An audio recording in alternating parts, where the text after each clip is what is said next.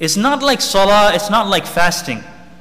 Salah, a person, he understands it's an obligation. Fasting, they understand it's an obligation. So we hear the mu'adhin call out the adhan. So then 5 times salah we come to the masjid because we understand it's an obligation. It's not that we have some sort of need. Then Ramadan comes, and when Ramadan comes, I fast because it's the command of Allah subhanahu wa ta'ala, not that I have some kind of need. But very rarely do you find that person, how you have a person who says that I have to pray my salah, I have to fast, I cannot miss my salah, I cannot miss my fast. Very rarely would you find a person who says that I cannot miss my dua, I have to make my dua. The way we understood salah and fasting and hajj and zakat as an obligation, very few people have understood the obligation of dua that is incumbent upon me.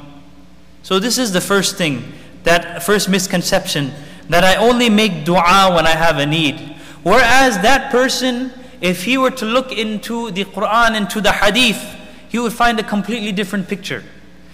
Nabi sallallahu alayhi wasallam, when he was asked regarding dua, Nabi sallallahu alayhi wasallam said, "Ad-du'a huwa al-ibadah." That dua and a person's entire worship, all of his salah, all of his zakat, all of his fasting, all of that, the amount, the barometer, the measuring stick of a person's iman will be determined by how much dua that person makes to Allah subhanahu wa ta'ala. If that person makes dua to Allah subhanahu wa ta'ala, he will be recorded as a servant, he will be recorded as a beggar.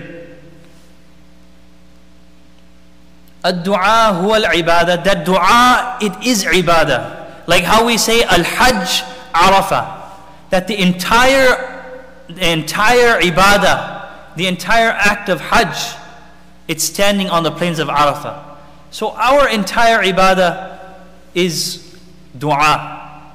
And Nabi sallallahu alayhi wasallam explaining this, after he mentions in the hadith, he recited the ayah, وَقَالَ رَبُّكُمُ ادْعُونِي أَسْتَجِبْ لَكُمْ. Allah subhanahu wa ta'ala says in the ayah that your Lord, Allah subhanahu wa ta'ala, Almighty Allah subhanahu wa ta'ala is saying to His creations, you and me, that whenever you make dua to me, ud'uni, Allah subhanahu wa ta'ala is saying, make dua to me, astajib lakum, I will respond to you. And this is very beautiful. But then what comes next? May Allah subhanahu wa ta'ala save us that dua leaves our lives. Allah subhanahu wa ta'ala then mentions, إِنَّ الَّذِينَ يَسْتَكْبِرُونَ عَنْ عِبَادَتِي. As for that person who has too much pride to do my worship, meaning to make dua to me, سَيَدْخُلُونَ جَهَنَّمَ دَاخِرِينَ. That person will enter straight into the fire of Jahannam. And to give us some more context, Allah subhanahu wa ta'ala mentions in another place, and how to make us understand how important dua is to each and every single one of us, and to understand how important of an obligation dua is to each and every single one of us. Allah subhanahu wa ta'ala mentions, قُلْ مَا يَعْبَأُ بِكُمْ رَبِّي لَوْلَا دُعَاؤُكُمْ. That if it wasn't for your dua, if it wasn't for your calling out to Allah subhanahu wa ta'ala, then Allah subhanahu wa ta'ala would have no concern for you. Allah subhanahu wa ta'ala wouldn't even bother about you. قُلْ مَا يَعْبَأُ بِكُمْ رَبِّي لَوْلَا دُعَاؤُكُمْ. Nabi sallallahu alayhi wa sallam said in another hadith that مَنْ لَمْ يَسْأَلِ اللَّهِ, whoever doesn't ask Allah subhanahu wa ta'ala, that person might think, I have no need, I don't have to ask Allah subhanahu wa ta'ala for anything. يَغْضَبْ عَلَيْهِ. Allah subhanahu wa ta'ala, He becomes angry with that person. Nabi sallallahu alayhi wa sallam, that's why Allah subhanahu wa ta'ala, through the blessed tongue of Nabi Kareem sallallahu alayhi wa sallam, He opened up the benefits of dua for us. Like any other ibadah, if you pray salah, you'll get this reward. If you fast like this, you'll get this reward. If you make dua, you'll get so much reward, so much reward. That's why Allah subhanahu wa ta'ala opened up the blessings of dua for us. Because it was feared that if a person, he continuously made dua over and over and over again, and he didn't get his dua accepted, then it was feared that that person would stop making dua. And nothing is lost in dua. There's only benefit upon benefit upon benefit. And dua is that unique ibadah. Dua is that unique act of worship which has 100% full sincerity, 100% full ikhlas. Why? Because when a person he's making dua, he's not saying, hey, look at me.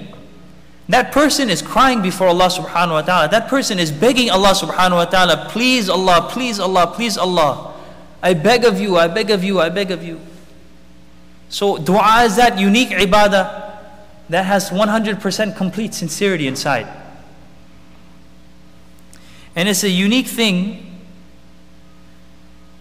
that the law of this world is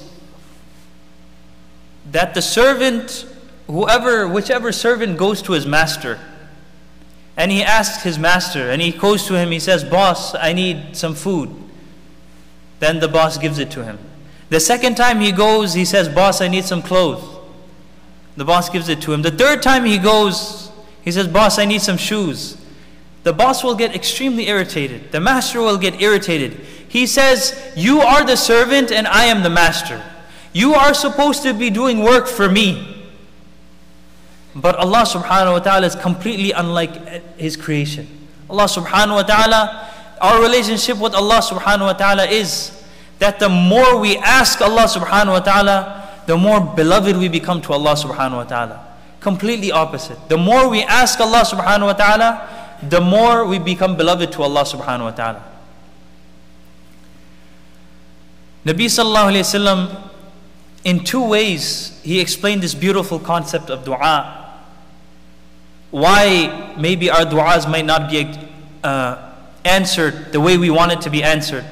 So then in one hadith, Nabi sallallahu alayhi wa sallam, he mentions that a servant whoever makes dua, his dua is continuously accepted.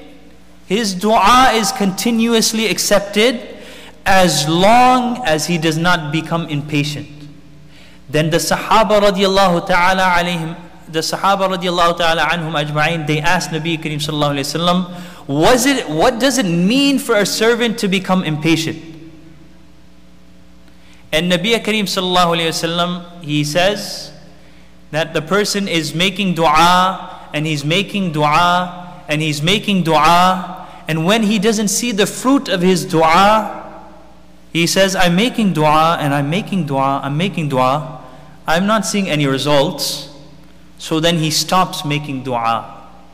As soon as he stops making the dua, that's when his dua is not accepted. As soon as he stops making the dua, that's when his dua is not accepted. Nabi sallallahu alayhi wa sallam said, he didn't say, when he asked the Sahaba, he didn't say, ayyud dua, which dua is the most accepted. He said, ayyud dua asma', which dua is the most heard. Because for us, for you and me as servants of Allah subhanahu wa ta'ala, acceptance in His court means if it's heard by Allah subhanahu wa ta'ala. Why? Because our understanding has to be that this tongue of mine is so filthy, and these hands of mine, they have done so many sins. And the law of the world is that that hand which committed a crime against his master, that hand does not go back to the master to ask for anything.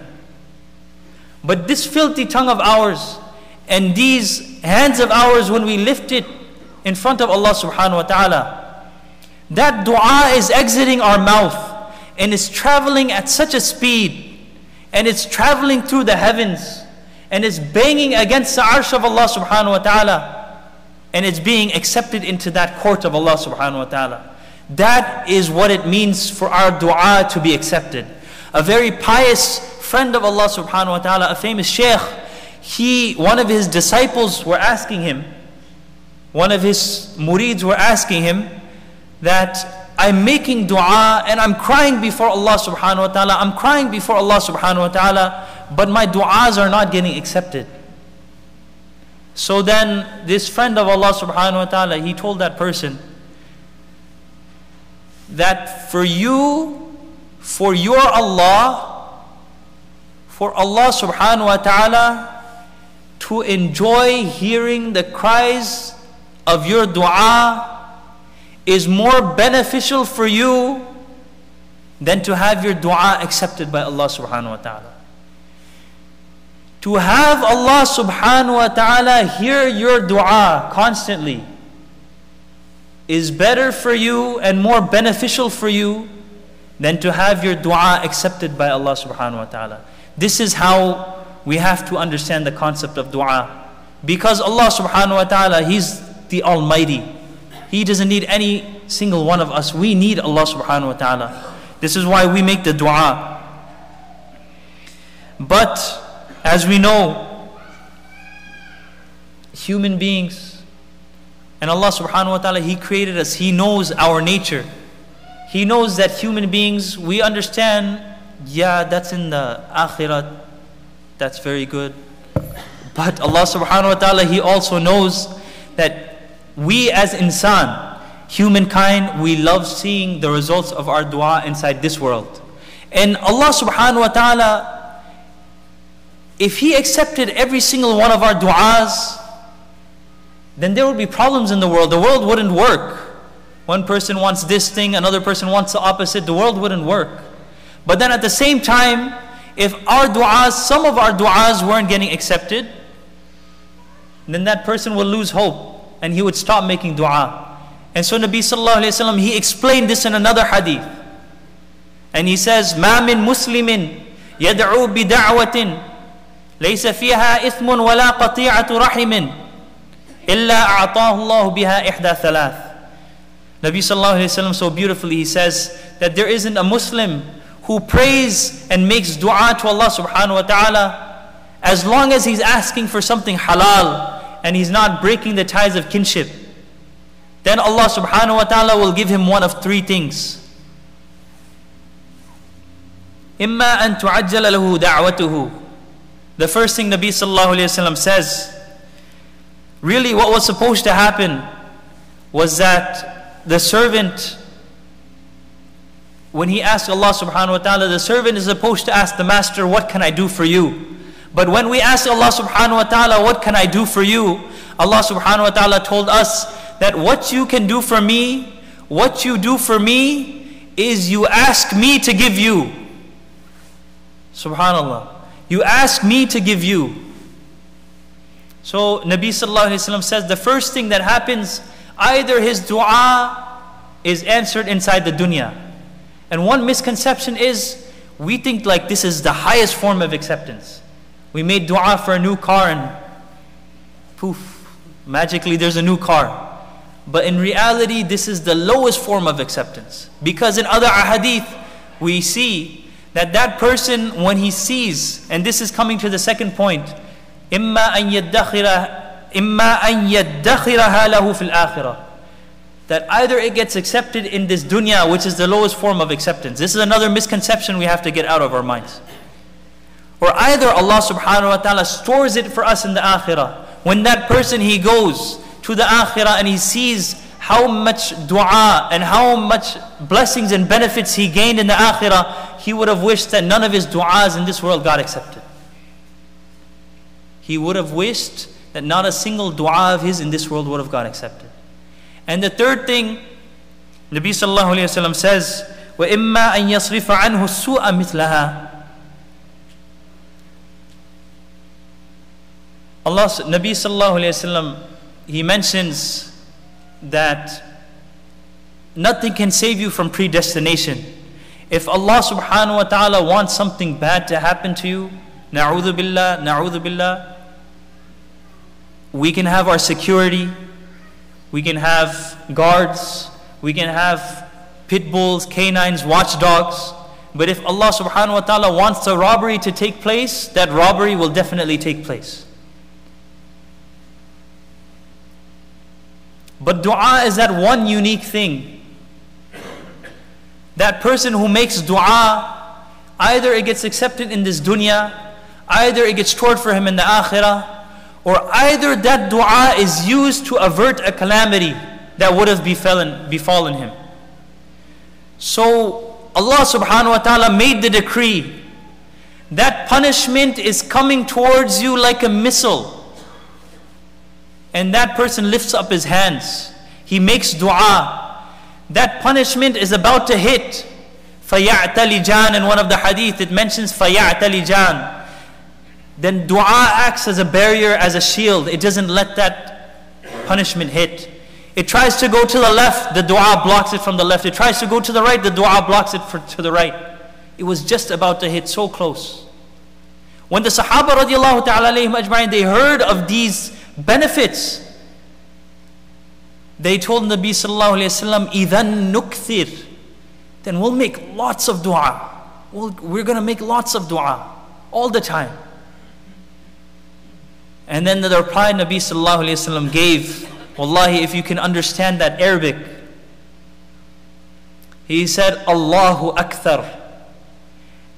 They said, we'll make lots of dua. The way we say Allahu Akbar, Allah is the greatest, meaning Allah is greater than the governments, Allah is greater than any country, Allah is greater than the tanks, Allah is greater than the entire universe, Allah is greater than every single thing we know, every single thing we don't know. Allahu Akbar, Allah is the greatest. So when the Sahaba said, إِذَن نُكْثِرْ We will make lots of dua, Allah subhanahu Nabi sallallahu alayhi wa sallam says, Allahu Akthar, that Allah will give even more and even more. And you can't compete with Allah subhanahu wa ta'ala in giving more and giving more. The last thing I just want to close off with is whenever we make dua, inshallah, in another day, we can go into the etiquettes of how to make the dua. Whenever we make dua, we have to make sure that usually when we make dua, this is another misconception, we make dua for our dunya. And we have to make dua for our dunya. In the Quran, we made dua for our dunya. رَبَّنَا آتِنَا فِي الدُّنْيَا حَسَنًا Allah subhanahu wa ta'ala give us goodness of this world. But we have to make sure as soon as our matters of the dunya are fulfilled, we have to start building our akhirah. Because if we fall sick today, we can lift up our hands. If a calamity befalls us today, we can lift up our hands. Allah subhanahu wa ta'ala will remove that sickness. Allah subhanahu wa ta'ala will remove that calamity. But when we are in our grave, when we are in the akhirah, standing on the day of Qiyamah, at that time we can't make dua. So we have to make sure as soon as we're done building our dunya, we have to build our akhirah. And we have to start making dua for this life and for our qabr and for the akhirah. And we ask Allah subhanahu wa ta'ala to accept us. This is the easiest way to become the servant of Allah subhanahu wa ta'ala. Servant of Allah subhanahu wa ta'ala is such a big thing. How can we deserve that title of becoming a servant of Allah subhanahu wa ta'ala? But whoever makes dua, his name is recorded as the servant of Allah subhanahu wa ta'ala. The easiest way. We ask Allah subhanahu wa ta'ala to always allow us to make dua and keep dua as an integral part of our lives. Jazakumullahu Khairun. Subhanallah bihamdi, subhanakallahumma bihamdik, nashhadu an la ilaha illa anta, nastaghfiruka wa natubu ilayk. Inshallah we can perform our sunnah salah. Assalamu alaikum.